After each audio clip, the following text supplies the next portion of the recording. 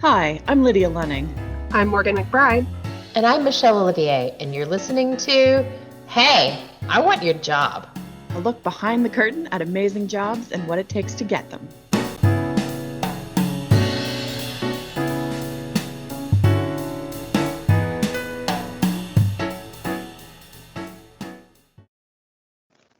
Hi, and welcome to Hey, I Want Your Job.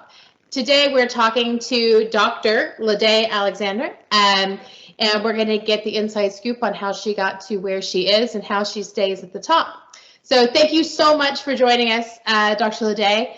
I want to start with just letting you introduce yourself. Tell us what your job title is, where do you work, and anything else we need to know right at the beginning. Okay, hi Michelle, thanks for having me. I feel very honored and glad to be sharing this platform with you. My name is Laide Alexander. Some pronounce it Laide, depending on which you choose. Either way is fine. I'm the Director of Campus Operations with Chamberlain University. And when people ask me what I do, I just, in summary, it's really to ensure that the school is healthy on all facets, and also to ensure business continuity for the school. So in 2020, saying that your business is healthy has a slightly different context. So working in education in particular, talk to me about how COVID has changed that part of your job. Well, I mean, COVID, we all know it came with some negative, and painful characterization or connotation, whichever way you want to address it. But I think that it has improved or enhanced the virtual piece of education. It caused some sort of evolvement in the education arena, to the point where I believe even after post-COVID, we would stay, in the hybrid mode. And, in general, most educational organizations particularly prefer the traditional sense of education. And even outside of United States, for instance, West Africa, they tend to embrace the traditional going to school daily form of education versus virtual. But COVID has forced everybody into embracing the virtual platform of educating, our students. And I think it added to us. Yes, for the younger children, it may take away because it's harder to teach them online because of that social piece that is missing, which the social education for them is quite important. But I think for higher education, it's added to us. I think that's interesting because that mirrors what's happened in the private hiring sector, that a lot of organizations were kind of on that cusp of working from home, and they were still a little nervous about remote working. And now with COVID, everybody's just been thrown in head first. And oh, look, people did do work and things did happen. And I think that overall, as a sort of business world, we're a lot more comfortable with the fact that we don't have to be sat in the same room for things to happen anymore. So I think that's really interesting that is getting mirrored in the educational world as well. In general, it enhanced people that thought they couldn't function or be productive virtually. They found out they could be. So it's interesting. Yes, we don't like it, we don't want it, but it did force us into a different realm. It is amazing what one can achieve from one's kitchen tables, Laide. Yes. I completely understand. So we've talked a little bit about what you do. So then what are the questions that everybody always wants to know, that is always personal, and I don't expect you to answer directly? How do you respond when people ask you, how much do you make? Well, I say I'm comfortable. However, I would like to increase my earning power so that I can be more helpful within my community and help other people. Okay. So you and the kids are eating fine, but there's always room for more. That's what I heard. Exactly. That's it. Okay. All right. That's very fair. So one of the things that I think is really interesting about how you talk about your work is one of the phrases that I've heard from you before is that you work in commodities, that the commodity just happens to be education. Yes. Talk to me about what that looks like in terms of your leadership on a campus. So I believe that, we are all in the people business. We just, like you said, our business, our product just happens to be education. So what is really important to me is treating both students, new students, current students, maybe actually starting with treating our colleagues first, our students, the incoming and the current students, and even our vendors that work with us, treating them with respect and knowing that they're customers, they're internal and external customers. And everybody is looking to be serviced. And the students are coming to us because they believe that we have what it takes. They trust our platform of getting them to becoming, the extraordinary nurses that they want to be. Our colleagues trust us that this will be a stable and a diverse environment for them to grow. And then our vendors trust that we are good partners, that, when they supply, we pay. And, and that is that customer piece. You can never take effective customer service away from any organization, regardless of what it is. So I think that's so interesting because one of the things that we hear over and over again, and I know my alma mater sends me at least weekly emails about the fact that traditional higher educational institutions are struggling. And I went to an old bougie university that charges a ton of money and is prestigious to get into, blah, blah, blah. And they're like, save us, we don't have any money. And at the same time, we're seeing this boom in for-profit colleges that used to be the ones that the higher ed guys would thumb their nose at a little bit. Why is it that customer service piece? Is that what you think it is? Or why do you think that's happening? I think it's a survival test. So traditional universities, we have some sort of, I have to look for the right word, entitlement that we are an educational entity and people want to come here. Mm-hmm. And so we've been around for 170 years, obviously. We have a brand, we're known. Mm-hmm. And we have different organizations that fund us, that want to fund us without us having to ask. Some we do raise funds also. For-profit organization is a little different because, number one, the students are paying a lot of money to come to school. And then we're highly regulated. And the mentality of for-profit organization is, what I wrote in my capstone program is, the school is a business first. So is that mentality that drives for-profit organization? We're still about quality education.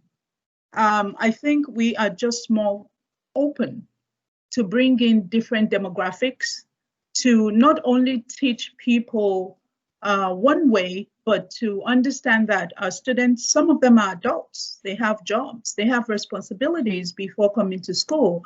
Now coming to school is an added responsibility. Everything else does not disappear just because they're in school. So we have that understanding and we teach from that perspective of adult education, of having an understanding that you may not be living in your parents' house. You may be a mother yourself, and you're trying to, better yourself. So I think that, and also, the enrollment process, we are mindful of the reality of people and wanting to earn education versus just you leave your high school, then you go straight to college. That's really what drives for profit.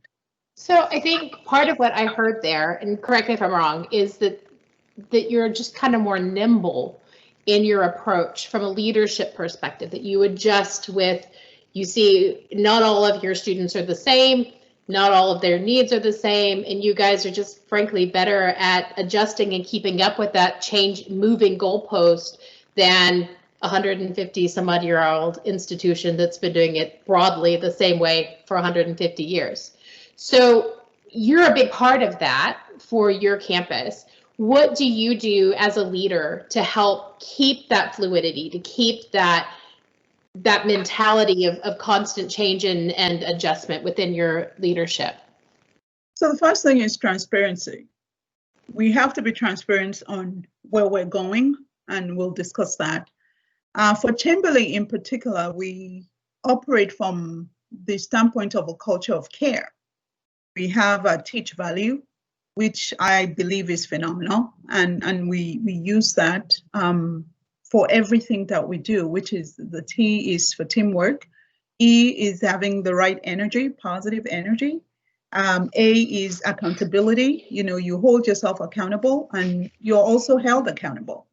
And then we are, we're committed to the community, and we have heart in what we do. So I start with the heart of talking to my people is, first, are you committed? Is one thing to have competency. It's another thing to have commitment. So I rather have people that have high commitment and maybe not so high competence.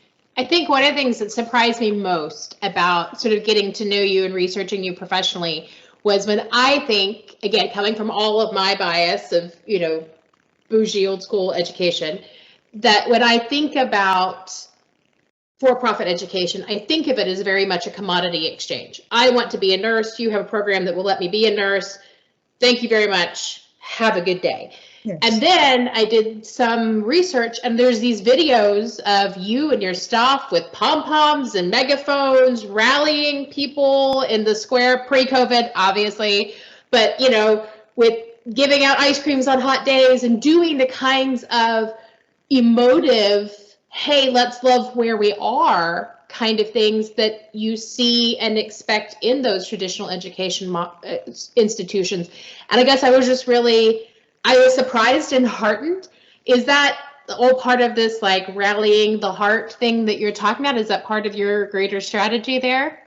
Yeah, that was actually before I got to Chamberlain, but no, but it's still within another educational entity. I'll say this, for me, why do we go to school? The major reason why we go to school is so that we can acquire knowledge, become better, and then, in our own personal lives, in turn, become better citizens. That's it. I think that's so interesting, because I've had, my sister and I are very opposite in all the ways. But in particular, I, in my heart, am an academic. If I could live in an ivory tower and just read Proust all day, I would be a very happy woman. That just doesn't pay very well today. So my sister, on the other hand, is a pragmatist. She wants to do X. In order to do X, she needs a piece of paper that says she knows how to do X. Great. What is the easiest point from here to there? And it's two very different sort of philosophic approaches to education. I like learning because I think it's fun and for the sake of learning. She likes learning as a tool to get her where she wants to be. And I think that the older I get, and hopefully slightly wiser, the more I appreciate that there is this spectrum and this continuum of those kind of opposite values, and that people need to be catered to at all realms of that. I'm interested to hear it. Am I crazy? Would you agree? What's your experience? I agree with you, but there's just this underlining of human factor of wanting to improve. Yeah. So, and really that's education. You know, I believe that human beings have the natural tendencies to want to learn, and we all can learn. We educators just have to find out how people learn. Everybody is capable of learning, regardless of who you are. So I think that, you know, in going to school, either you know what you want to go for or what you want to be, and that's all you want. You don't want any other general courses, or you just enjoy the social aspect of school and, you know, grabbing and learning things out of the, you know, as you go on. I think there's still one common phenomena that you want improvement for yourselves, whether intellectually, whether financially, whether socially. Every human being wants that. So, and that's why in general, that's how I came to that conclusion that, you know, we go to school to enhance or better ourselves, but in turn, really, we become better citizens because we have acquired more knowledge. So more understanding. I think that's super profound, and I'm not being facetious. Like I genuinely love that idea. So as a boss, then you have these people that work for you who, based on that, are still wanting to get better and do more. How do you make that happen within the finite realm of what you have to offer at a school? Because you can't promote everybody to your position ultimately. You'd like to continue to work. So what do you do to help to tick that emotional box for them as a leader? So for me, I call myself a people developer.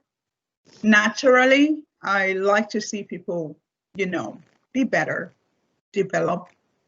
And you're right, we don't have enough positions to promote everybody. So upward mobility is not always the only mobility. So yeah.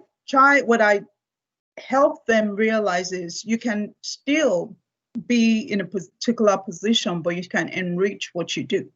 Really, where you work is the platform for you to become what you want to become. I tell them, I said, you know, when you look at your job description, everything from the beginning, you have, you know, do this, do that, maybe 10 or whatever.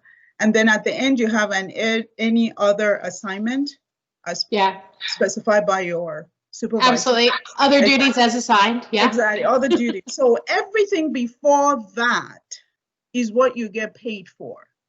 You see, that last sentence is what you do to get promoted. You have to find what that other duties are and how it works for you, because they're not defined. So you are empowered to define them along with your supervisor. So to me, I tell anybody that is working with me, I said, you see, those ones that are already described, that's easy. That's given. But that last sentence, you have to help define it. That is what gets you promoted. The first 10 or 20 keeps you employed, but that last one gets you promoted. So I share that with them, and, you know, and also just in my mind, I believe organizations, we don't think about talent recycling. And in the process, people get tired if there is no upward mobility. Like I said, upward mobility is not the only mobility in moving up or developing. So one of the great religious arguments amongst hiring managers and leaders and organizations is some people are firmly in the up or out camp, that if I'm not developing you for your next role, then you're going to be exiting the organization.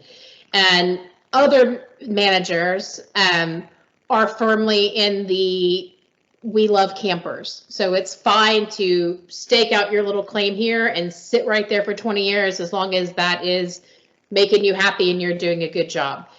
And my experience is that never the twain shall meet, that they are firmly one or the other in terms of how they see and feel about their stuff. So I have obviously my own camp that I'm in there. Where do you fall on the love campers or up and out?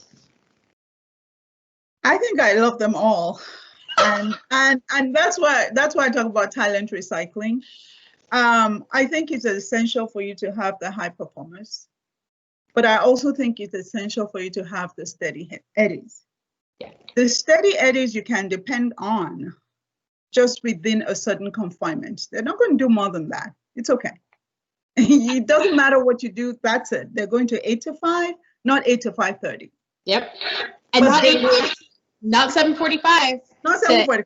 Nope. Exactly. But they will do 8 to 5. That's right. So you can depend on that. Now, your high performers are the ones that, they'll take risk.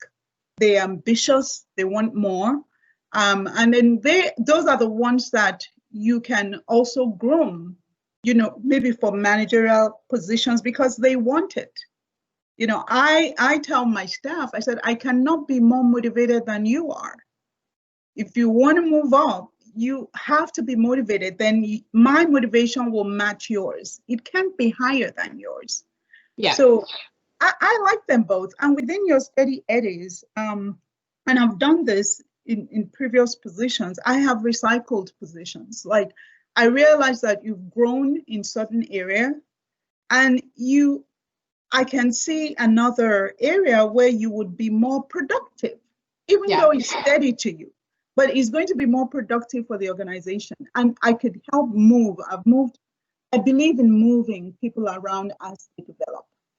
I think that the whole lateral, keeping it interesting and that a change is as good as a rest idea is a great one in that regard. I've seen so many organizations over the years lose amazing people because they couldn't respect that person didn't want the traditional more. So, they people that were there for 10 years and they're like, oh, we're grooming you for the next big things. And they're like, I don't want to be groomed. And so trying to force those square pegs into round holes, I always think is just a terrible idea. I'm all about campers personally. Yeah. I think some positions you don't want a camper. Anything sales, a camper is not something you're interested in. You need those people competitive and hungry. But other positions I think lend themselves really well to campers or steady eddies, as you call them. And I think that that's absolutely fine. That it's about, I agree with you. I'm in that camp as well. So, but I think campers are needed, actually, in my opinion. You don't want too many, but you need a couple. You need a couple, and depending on the field in that way, if you say sales, you want more hungry people, go-getters, and all that. But you also need the steady eddies that keep the office together, because the go-getters can leave you at any time. They can just go, and they're that quick in decision making. Your steady eddy are almost your root. You're not going to get much, but you're going to get dependability. The lights will stay on. Yes. Yes. So one of the things I know you're really passionate about is diversity and inclusion, and you've mentioned it a couple of times just in this conversation. And I think one of the things I wanted to ask you is, right now, diversity and inclusion is a buzzword. And everybody is hiring diversity and inclusion so-and-so, and they're totally going to be better this year, they swear. And a lot of that is going to be virtue signaling, right? They don't really want change. They want to hire somebody, probably a person of color, to sit in a role that's called diversity and inclusion, and then have everybody think that now they're great people. So because this is a passion of yours, when you look at organizations, if somebody was really interested in working somewhere that was genuinely making an effort and didn't want to just fall for the virtue signaling, what should they look for? So first, they have to ensure that the organization, that people's voices are represented in whatever the organization is doing. And then secondly, I would say that look at the employees and make sure that they represent diverse groups. It could be ethnic groups, race, sex, sure, whatever. And then I think it's also important that the organization, they participate in social justice and they prioritize that. If the organization you're with are not even speaking to diversity at all or any form of inclusion and going with what is happening even nationally, I will question their level of diversity. Yeah. And then also to ensure that the awareness of diversity and inclusion is sustained. It's not a one-time talk. It's not an event. It is ongoing. It becomes part of the culture of the place, but not just, okay, the whole world is talking about diversity right now, so all of a sudden we're all diverse because we're on the platform, and then we go back and you don't see anything, and it's not true diversity. And there's been a bunch of kind of Facebook or LinkedIn posts and that kind of stuff from people in this space talking about as diversity and inclusion specialists going for interviews and then being kicked back because they're not culture matched. It's like, well, of course I'm not. All of your culture looks exactly the same. That's the point. Yeah. And I think, I'm really worried that I can't even imagine how frustrating it would be to be excited and hired as a D&I specialist right now where it's a buzzword, and then get in there and be like, all right, here's 15 ideas that we're going to have to do something different. And then the organization's like, oh, no, your job is really just to sit here and be diverse. You are the diversity. Welcome. Yeah. You are the difference. Exactly. More importantly, Michelle, I'm a firm believer, even before all the buzzwords and all that. I believe true diversity is ensuring that if, for speaking to an organization, I will say that to ensure that your employees have a place to stand. That's all they're looking for. I don't care what they do. They're just looking for a place to stand within the organization. You would be amazed how culture sometimes stifle people, and they're struggling to fit in the culture. They're struggling to find a place. But most leaders are not cognizant of that. And how do they find a place? You allow them to speak. If you stifle people's voices, you stifle their opportunity to find a place to stand within that environment. So look for organizations that have multiple ways that they're listening, multiple ways for employees to speak out and answer how they feel. As a hiring manager, if somebody asks those kind of questions in an interview for you, what is your impression of that? If they challenge you, so, what do you do about diversity and inclusion? How do I get my voice heard in this position? Well, I'll say do you want me to speak from my current position or just in general? As a hiring manager, as a human being, you're sat in the interview. I come in, interview. Obviously, I'm fabulous. You ask me if I have any questions for you, and I say, I do actually, I understand that obviously there is some diversity looking at yourself, but other than that, within the greater organization, how do I get my voice heard and know that I am valued for a different point of view within this organization? Regardless of not thinking about how you would respond to that, but what is your impression then of me as a candidate? Are you like, oh, that's a bit much? Or are you excited by a candidate that questions that? What's your thought? I'm excited because it shows me that the candidate is not looking for a job. They're looking for a career.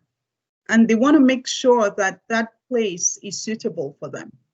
I like candidates that interview me and the organization, not just me doing the interview, because if you're not interviewing me, in my opinion, you're just looking for a job. Don't look for a job. Make sure I'm the right person, leader that you want to have. Make sure it's the right organization. So when you ask that question, to me, you are trying to find out, can this be a home? Can this be where I could be stable?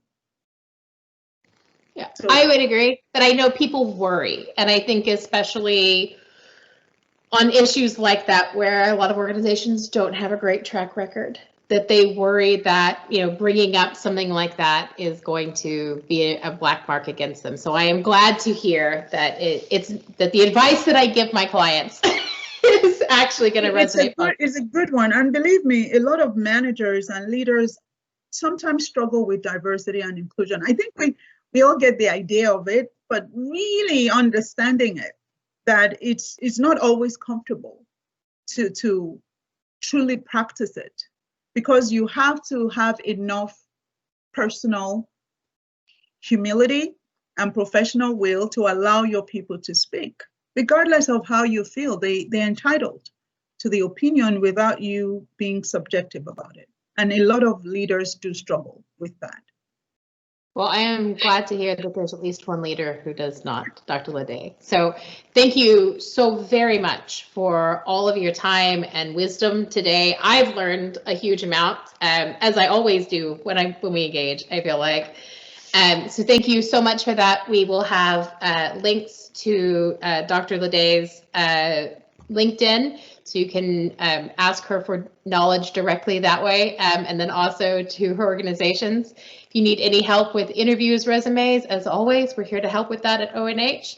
Thank you again, and have a great day. Thanks. Michelle, very nice to be on here. Thanks. Bye. You've been listening to Hey, I Want Your Job. For more on how you can get your own awesome job, visit ONH Consulting at www.onhconsulting.com. We offer incredible resumes, no-nonsense career advice, and real-world tips for landing a job in today's market. Check us out on LinkedIn, Twitter, Facebook, and Instagram for more insider info. Soon you'll be hearing us say, I'm Morgan McBride, and I want your job. and I'm Lydia Lunning, and I want your job. And I'm Michelle Olivier, and hey, I want your job.